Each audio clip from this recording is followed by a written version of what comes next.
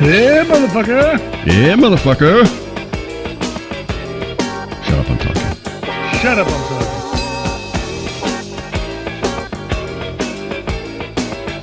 So you're in Los Angeles. You're living the dream.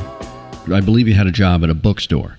I did. I worked at the B. Dalton Books on Hollywood Boulevard. And that was cool because it was a 3-story bookstore. So you had some customers there that were famous. This is back in the days where when somebody was looking for a book, it was on the microfiche. You know what I mean? It wasn't now where you could just pop it up on the computer and they would tell you what it was. You had to look it up on those plastic things. So this was after the invention of film. Yeah, it was a microfilm kind of thing. You go in there, you'd write down the author's name or whatever, and then you'd fish out like under F or whatever the title.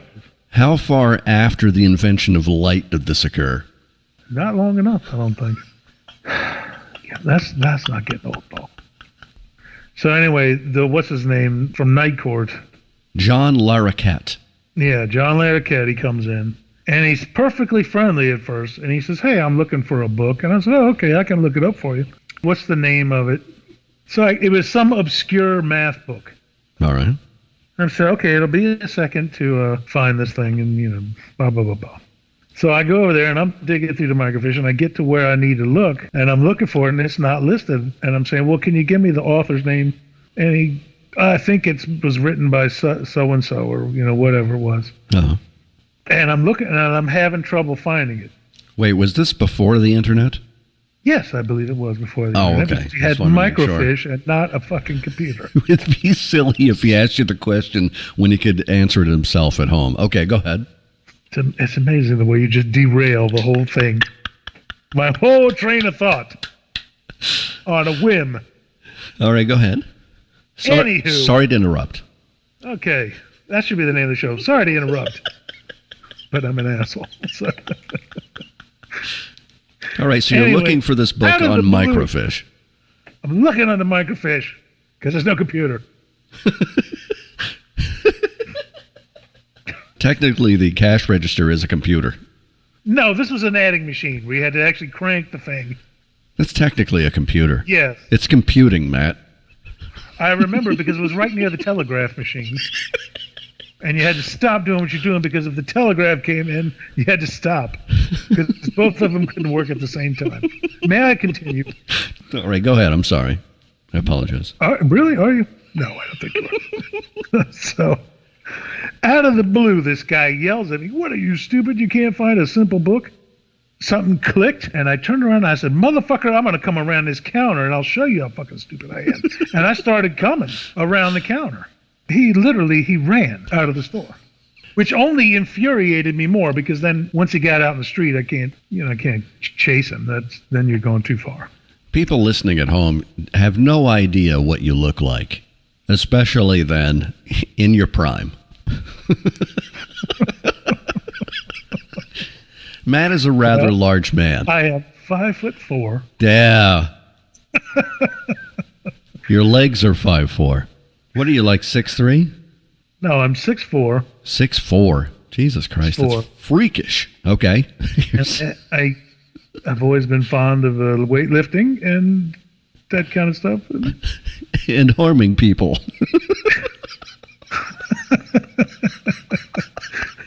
Well, I had much less tolerance for people than today. I'm more evolved.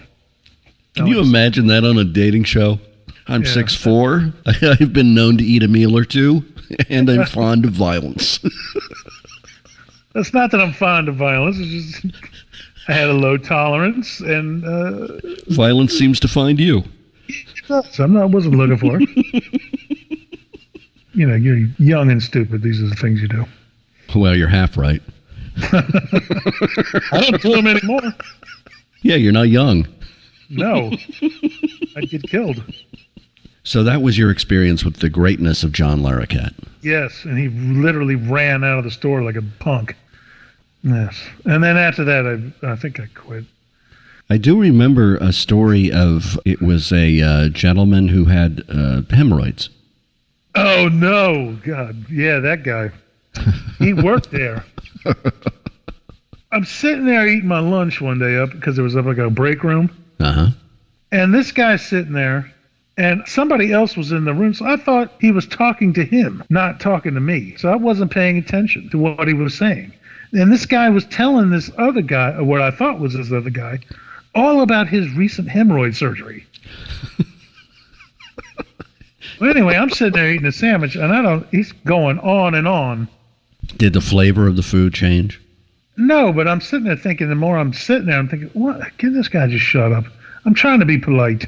And I look up, and it's just the two of us. And he's talking to me. I said, are you talking to me? Are you talking and he goes, to me? Yeah, I've been talking to you for about 10 minutes. And I said, listen, you nasty motherfucker, I don't want to hear about this. Get out of here with this. I'm trying to eat my sandwich. Did you chub up? I'm sorry, you cut out what? Did you chub up?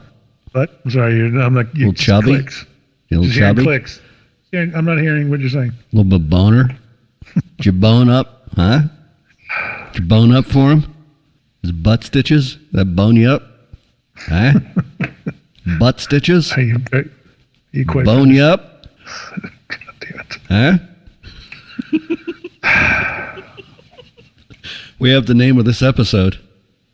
Bone you up. No, I was thinking butt stitches, but either way. Butt stitches with it. But then I got in trouble for that because I wasn't being sensitive enough. You're in California. It's very, PC culture. How can you be more sensitive than a stitched butt? The other two incidences I had, celebrity greatness things. Uh-huh. Do you remember who Terry Nunn is? Not at all. Former singer of Berlin, the 80s band. Could tell you one song. I just remember she was famous for 5 minutes. She came in the store one day, and I asked her out, just for the bragging rights of saying I asked her out. Uh-huh. And, of course, she looked at me like I was a lunatic and said, absolutely not. And yet, if you had waited just 3 months later, she would have said, yes, please. Probably. And then the next time, I don't remember a show called L.A. Law. Is that the same one with the chick from, the Partridge Family or something? Yeah, she was on it. Well, there was this other woman on there. Her name was Michelle Green. But she came in, and I recognized her. But this time, I'm going to play it cool and pretend that I don't know who she is. Which makes celebrities nuts if you act like you don't know who they are. Yeah, she was looking for a book or, whatever she's doing.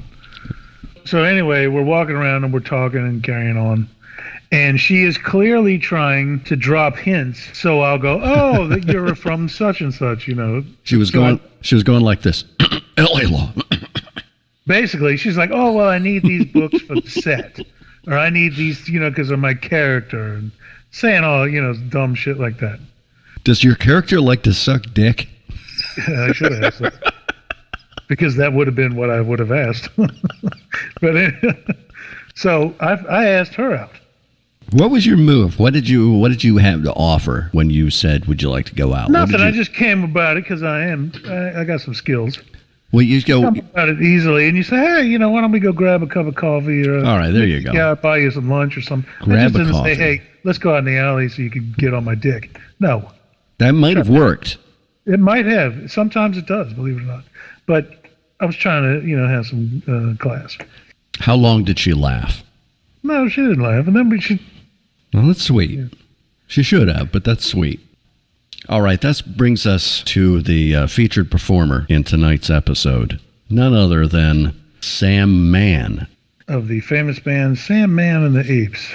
Of course, back then it was the Apes, T-H-E-E, Apes. They were being fancy. Pinky out. I didn't know he was fancy that way. They weren't normal. Now, did you meet him personally? They were having a party downstairs in the building I was living in. And everybody was just going in, hanging around because it was all like a community kind of a thing. It was a house party. It's coming full circle. You're the early part of your, let's call it a career, was at house parties as a teenager, and then you're going to Los Angeles, and there's a grown man well into his 40s. He was older than that, I think, at the time. And he's having a house party. So this is where this guy was, and I remember thinking, this is the most vulgar human being I've ever met. Why was that? because everything was nasty. Everything was just cussing to cuss. And every time a girl in the party said something, he would look over like he was really concerned. And he would say, maybe you're not as fresh as you should be. And she would go, what? And then he would go, why don't you go clean the funk out your pussy? It's practical advice. It is. Now, I thought it was funny, but it was so vulgar. Just really over the top. Have you ever given that advice to anybody in your own life? No. Maybe to my ex-wife. I don't know. So this is what he's telling. He's not just saying it one time. He's telling every single woman in there. The one-trick pony is what you're saying. Exactly. Like, that's his big gag. And everyone should be laughing hysterically at someone saying, go clean the funk out your pussy. Do you know if any of the women he advised, did they actually clean the funk out of their pussies? I would hope so. I mean, maybe he had something going. Maybe he knew. Maybe he knew something I didn't. I don't know. He had a nose for stink. As the night wore on, and as people get drunker and drunker, as they will, his advice started to change. People would ask him a question, and he would say, I don't know. Let me consult the brain. And what did that entail? That entailed with him pulling out his scrotum, pulling it out as far as he could. Reasonable. So the skin was tight. Indeed, it looked like a brain. Sure. And he would rub it. Like a genie with a lamp. You got to rub the lamp to get the genie to come out. And he would say, I got to consult the brain. And then he would stick it in some chick's face and then rub it, which I did think was very funny at the time. Because I couldn't believe this guy was doing that. How did the women respond? Oh, they, because everybody's pretty gassed at this point. Everybody laughed and carried on. All right. Thinking it was a big joke. No, but there was no lawsuits. It was all consensual. Was his brain as accurate as a magic 8-ball? I think so, yeah. Somewhere close. I mean, that makes perfect sense. Listen, he's an older gentleman, and he's passing on his wisdom through his testicles. I don't see what the problem is. Anyway, he was already a band that was established, and the drummer he had quit, or they got rid of him. The guy was always hanging around. I was asking about joining the band, or... Did you say I need the money? I needed the money. Okay. So I go and he goes, yeah, we were playing at Gazzari's or something. Come check it out, and if you like it, then we'll set up a time to jam, right? So I said, okay. I show up at this show. Next thing I know, this guy's on stage, he's singing, right? I'm not paying attention, and he let off a shotgun. It had blanks in it, but he blew off a shotgun right towards the ceiling. Scared the shit out of me. I don't know I look why. up, this maniac is blowing off a shotgun into the rafters. And I said, okay, this is not my kind of scene. You'd gone back to God at that point? Yeah. I said, I don't see this working. So I didn't go. I should have, because I, too, could have been part of the Beaver Dracula movement. Listen, these are lost opportunities, man. You're not going to get this back. Well, I know, and it's too late now. I'm glad I quit when I did, because I could have very easily been that guy. That would be so fantastic. I would love making fun of you. Yeah, see, that's what I'm talking about. I wouldn't The over-the-hill musician, Matt. Holy shit. Dude, I'd be pointing and laughing right in front of you. Of course, and rightfully so. Hey, what's up, rock star? Hey, yeah. Need the money? That'd be what I'd be listening to.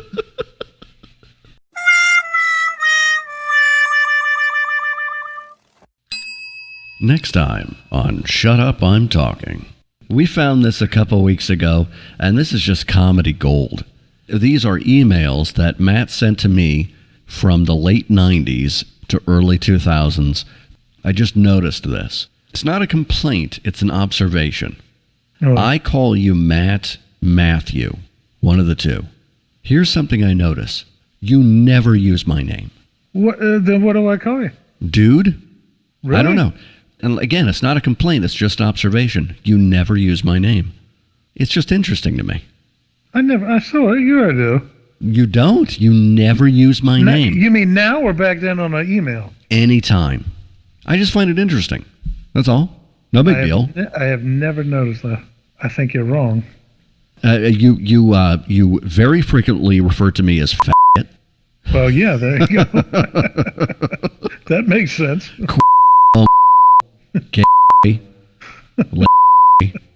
But you do not call me by my given name. I just find it interesting. Okay. Really? I have never noticed that. Me either. I just noticed that recently. So this is from January 31st, 1999. What's your fucking point? I don't have any. Welcome back to Buffoonery. Must eat brains. Most of you know me as a frequent contributor to the Don Geronimo Show. Over a 4-year period, I was on Don's show over 120 times, won 20 Don Geronimo Show lobster bibs, and the very first fake pile of shit prize. So I wanted to give a brief history of how I became the Larry King guy. The way you talk, I have to mention something to you. The way that you talk, the way that you speak, when you do your Larry King, it's a really, really good Larry King, and you know that because you have his vocal pattern down. That's what I love so much, with the pausing and the King's things. When did you start doing your Larry King? Because it's actually very good. Well, I started the Larry King a long time ago when it was the Don and Mike show when you played the Larry King Rant. Oh, the one about your boy is tired? Yes. 30 nights. So I heard that maybe 400 or 500 times listening to your show, and so I would do an impression of that to as many people who would listen and to many more who wouldn't and would just walk away. Well, I know that thing like a mental patient as well, and I don't play it nearly as much as I used to. But just off the top of my head, I know it's 30 days, and your boy is tired. Because Larry's been working for 30 days during the Olympics, and he's very tired. 30 days straight. Your boy's tired. The next clip is from January 6th, 2015, the very first day that listener voicemail became an official daily segment on the Don Geronimo Show, and the voicemail that started it all. My version of the aforementioned Larry King rant. How about B.A. a guy? McDonald, I know. A caller, I know, area code 703. 703. 703. Yeah. What was that, Northern Virginia? Well, it's way up there. Pressure on the fire. Well, it's way up there. Oh, soundboard guy. Pressure on the fire. Done this before. I don't want it to be his first surgery. Applied himself well. So these are things I have confidence in the young MD. The young MD. I'm lost. What do you mean? I am exhausted from 30 nights. No person, even those of us who are superhuman, those of us with Herculean appetites for the diverse, the bizarre, even those of us who have shown an aptitude to fight the good fight and stay the good long battle, even those of us can get tired. I think this guy's... Your boy is tired after 30 consecutive nights. It's an impression. That's all right, yeah. I have a half hour to go, and I'm going to do that half hour because I'm a pro. Look it up. That's what pros do. I'm a professional. Look it up in the book. That's what we do. We're pros. We're never rude. We don't cop out. We don't tell you that we're ill or that we've been looking for the farmhouse in the middle of the desert. I like this. Or that we're parched. Where's this ding? We don't tell you that maybe the check didn't come through this month, and where the hell does it go anyway, if you're a guy who's left 16 forwarding addresses. So what do? What is the answer? Yeah, you're a little perturbed now. Kind of worried about the club. Don't worry about the club. Worry about maybe Jack, maybe. Nah, don't worry. Okay, just cool it. Cool it. Life is a breeze. Of course, some breezes, as you know, are 110 miles per hour, and I get promoted up to hurricanes. I just thought I'd pass that along. Yeah, pass Speaking of pass along, we're going to pass along the newsroom. The newsroom, high atop the overlooking downtown, beautiful downtown studios of Washington, D.C. The newsroom gets us up to date on the news headlines, and we'll come back with more open phone America, and we'll have a salute to my man Duke Zebret. Well done. Really well done. I mean, shit. At first, I thought it was a tape of Larry King. Then I realized it's just a guy just reciting. Doing a tremendous job. Was that the 122nd one? Yeah. Yeah. Well done. My man Duke Zebret. All right, here's another Duke. one. Well, there you go. That's some of what we got on the old voicemail. Mostly pretty damn good. I'm loving it. I am really loving this feature. So continue to call. It's open now. Call after the show. I don't care what you say. Obviously, I don't care what you say. The number is 844-818-1140. And some of you are rapidly working your way into my favorites list. Some of you I'm going to have to break out into an elongated form. No. I want to involve the Larry King guy.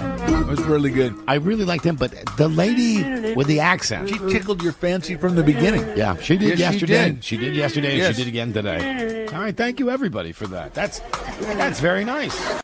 Now, you may be asking yourself, how accurate was my version of the Larry King rant compared to the original version on Larry King's radio show? I offer you now, for a direct word-for-word comparison, Larry King Guy versus Larry King. I'm a student of print journalism, and I just wanted to know, what advice do you have for young people coming up into the field? Like, a lot of professors are telling us how hard it is to get into the field at first. I'd just like to know, since you're in the field, do you have any advice on that? For instance, experience, is that important? Sure.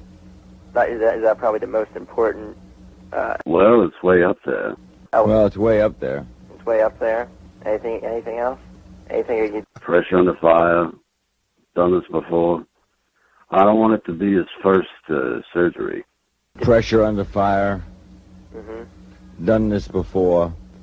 I don't want it to be his first surgery. Okay. Applied himself well. These are things that have confidence in a young MD. Applied himself well. Mm-hmm. These are things I'd have confidence in a young MD. Okay. I'm talking about journalism field. I'm lost. What do you mean? I'm lost. What do you mean? The journalism, like, I'm a student of journalism at a college, and I was just wondering the most important aspect of getting into journalism, not the medical field. I think you're exhausted from 30 nights. I am exhausted from 30 nights. I am exhausted from 30 nights. No person, even those of us who are superhuman. No person, even those of us who are superhuman. Those of us with Herculean appetites for the diverse and the bizarre. Those of us with Herculean appetites for the diverse and the bizarre. Even those of us who have shown an aptitude to fight the good fight and stay the good long battle. Even those of us who have shown an aptitude to fight the good fight and stay the good long battle. Even those of us can get tired. I think this And guy's... your boy is tired It's an after 30 impression. consecutive nights. Even those of us can get tired. And your boy is tired after 30 consecutive nights. I have a half hour to go, and I'm going to do that half hour because I'm a pro. Look it up. That's what pros do. I'm a professional. Look it up in the book. I have a half hour to go, and I'm going to do that half hour because I'm a pro. That's what pros do. I'm a professional. Look it up in the book. That's what we do. We're pros. Okay. That's what we do. We're pros. We're never rude. We don't cop out. We're never rude. We don't cop out. We don't tell you that we're ill or that we've been looking for the farmhouse in the middle of the desert. I like this. We don't tell you that we're ill or that we're looking for the farmhouse in the middle of the desert Or that we're parched. or that we're parched. We don't tell you that maybe the check didn't come through this month and where the hell does it go anyway if you're a guy who's left 16 forwarding addresses. We don't tell you that maybe the check didn't come through this month and where the hell does it go anyway if you're a guy who's left 16 forwarding addresses. Okay. So what do you do? What is the answer? So what do you do? What is the answer? Yeah, you're a little perturbed now. Yeah, you're a little perturbed now. Kind of worried about the club. Kind of worried about the club. Don't worry about the club. Worry about maybe Jack, maybe. Nah, don't worry. Okay, just cool it. Cool it. Life is a breeze. Don't worry about the club. Worry about maybe Jackie might worry. Nah, don't worry. Okay, just cool it. Life is a breeze. Of course, some breezes, as you know, are 110 miles per hour, and I get promoted up to hurricanes. I just thought I'd pass that along. Of course, some breezes, as you know, are 110 miles an hour and get promoted up to hurricanes. I just thought I'd pass that along. Yeah, pass you Speaking of along. pass along, I'm going to pass along the newsroom. The newsroom, high atop the overlooking downtown, beautiful downtown studios of Washington, D.C. Speaking of pass it along, we're going to pass along now to the newsroom, the mutual newsroom, high atop the overlooking downtown, beautiful downtown studios of Washington, Virginia, Washington, D.C. The mutual newsroom will get us up to date on the news headlines, and we'll come back with more open phone America And we'll have a salute to my man Duke Ziebert. The Mutual Newsroom will get us up to date on the news headlines, and we'll come back with a little more Open Phone America. We'll have our salute to my man Duke Ziebert by taking him to one of his favorite places, one of mine too, the town of Cooperstown, New York. This is the Larry King Show in Washington, and we'll be right back. So there you have it, with everything left in and nothing left out.